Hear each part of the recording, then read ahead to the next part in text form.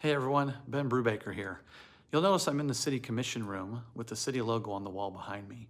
And below that logo, it reads, "Our history fuels our future." I didn't have a great appreciation of that when I first came to Coffeyville, but today is day 808 in helping Coffeyville win.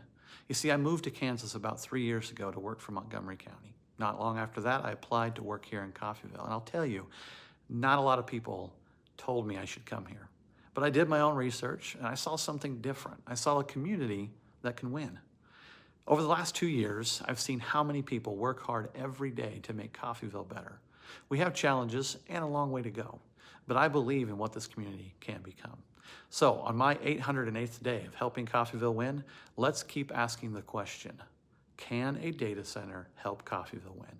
And can we do it responsibly? First, a quick update on where we are. No decision has been made to approve a data center in Coffeyville.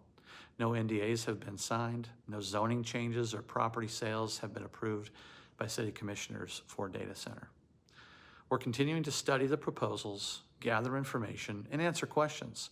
We are moving forward with the SPP transmission study to better understand what our electric system can support and what improvements may be required. That study is part of doing our homework. It is not approval of a data center.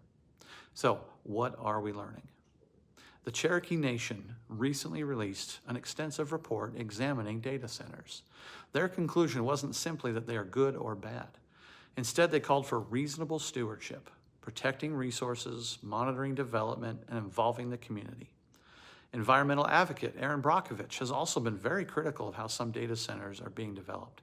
But even she has said, "I'm not making a blanket argument against data centers." She has acknowledged that communities have welcomed them after genuine public engagement, honest disclosure of impacts, and negotiation of community benefits. And that's the approach I'm taking in Coffeyville. We've heard concerns, for example, about livestock and noise. Lynn County, Iowa recently reviewed research on this issue and found little to no long-term adverse effects on livestock from steady industrial noise, below the 80 to 90 decibels. The greater concern was sudden, high-impact noise, and noise is something we can regulate. In Pryor, Oklahoma, one of the largest data center campuses in the country operates with contractual noise limits around 60 decibels at specific boundaries. I have scheduled a meeting for our city commissioners to visit with Pryor officials. Now, we've also heard concerns about water, but every data center is different. One proposal we received uses closed-loop cooling and estimates only about 160,000 gallons per year. At least 2 projects we're discussing say they don't want to hook up into our system, and the others are asking for several million gallons a year. To be clear, even though Coffeyville has enough water capacity for the current proposals, we will protect it. We need to evaluate the actual projects, not assumptions about data centers somewhere else.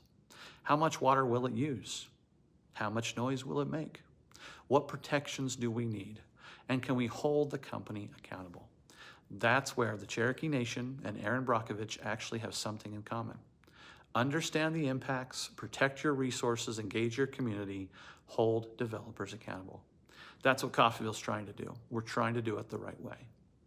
In my next video, I'll share more about some of the legal, water, electrical, and public power experts helping us to do exactly that, and explain how we're working to protect Coffeyville if we ultimately decide to move forward. Now, some of the facts I've shared with you today, you can visit coffeyville.com. We have a webpage. We'll share those sources. Thank you so much for listening.